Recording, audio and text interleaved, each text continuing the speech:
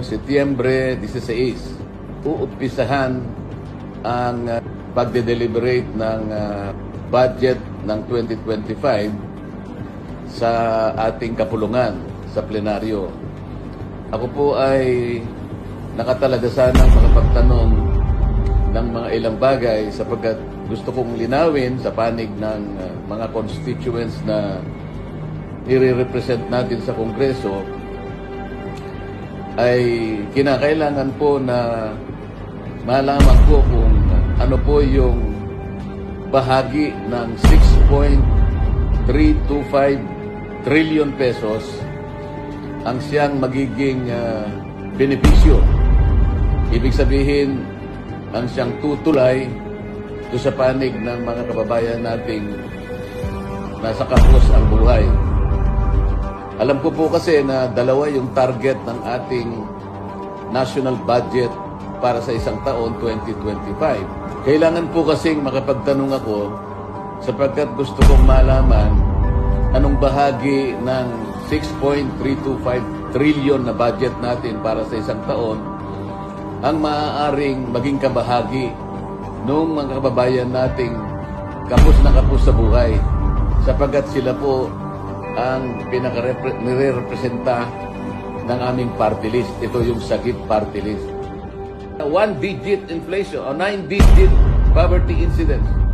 Nangangahulugan po talagang mababawasan ang mahihirap. Ngunit, dahil nga po sa wala namang gumagawa, walang nagsisimula para gawin, mananatili pong mahirap yung mahirap. Isa na naman pong tradisyon ang mukhang ayaw po nilang pahalagahan. Sapagkat ngayon lang po ako makakakita uli ng isang pagkakataon na yung pong miyembro ng majority, katulad ko, hindi na pwedeng magtanong. Puro lang po yung miyembro ng minority. Hindi po ganun ang tradisyon namin eh. Ang tradisyon namin, mauuna lamang pong magtanong yung minority. Pagkatapos, kasunod na naman ang majority, maging alternate na po yun. Hanggang maubos na yung minority dahil po konti lang sila. Kami ng mga majority ngayon ang pwede nang magtanong sa lahat ng ahensya. Ngunit hindi po tayo pinayagan. Wala po akong magagawa. Ang akin lamang sanang pagtatanong ay nakatuon lamang do sa tinatawag na general principles. Para lang po yung tono ng pagde-deliberate ng budget ay mailagay natin sa wastong perspektiba. Ngunit kagaya nga po ng aking ipinaliliwanag, ayaw na po nila kaming magtanong sapagkat ang tangi nilang layunin ay tapusin kagad ang deliberation ng budget sa plenaryo sa lalong madaling panahon. Ako po'y nalulungkot sapagkat hindi po mabilisan ang pinag-uusapan natin. Ang pinag-uusapan natin, makilala natin, makilatis natin, maintindihan natin, maipaliwanag natin sa mga tao na sila yung benepisyaryo nitong isang napakalaking cheque na ito na ang kanyang katapat na halaga ay 6.325 trillion. Saan gagamitin ang checking ito? Kailangan kasing masagot ng diretsahan at ng walang pag-aalinlangan. Diyan sa budget, isang checking napakalaki ang halaga. Ilang kababayan nating mahihirap ang mababawas natin sa kanilang bilang.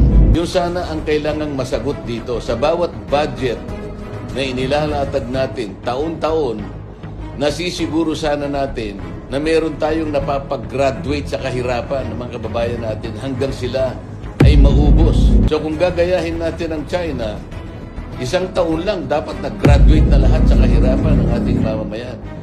Ito yung gusto ko sanang masiguro. Ito yung gusto kong masagot ng diretso. Ang problema, hindi kami pinagtatanong.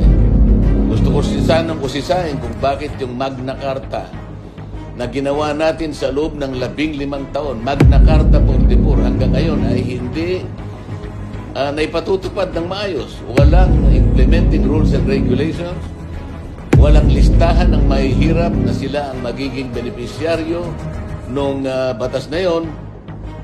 Hindi umuusad, walang ginagawa yung National Anti-Poverty Commission, walang ginagawa ang NEDA para yung listahan na yon ay makuha natin. Ngayon, kung ang tinutukoy nila ay mabawasan ng 1 digit ang kahirapan sa ating bansa at hindi naman sila magsisimula, kahit kailan ay hindi matutupad yung kanilang hangarin sapagkat hindi gumagalaw yung batas at walang gustong sumagot at walang gustong gumawa at ayaw nila kaming bigyan ng pagkakataon na makapagtanong dito sa bahaging ito.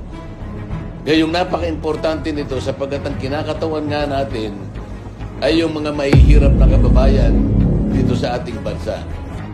Maraming salamat po at manatili tayong malakas, matatag ang pananampalataya, ang paniwala sa Diyos na kahit ano pong mangyari, huwag tayong kakala, silaban po natin ang katwiran. Salamat po.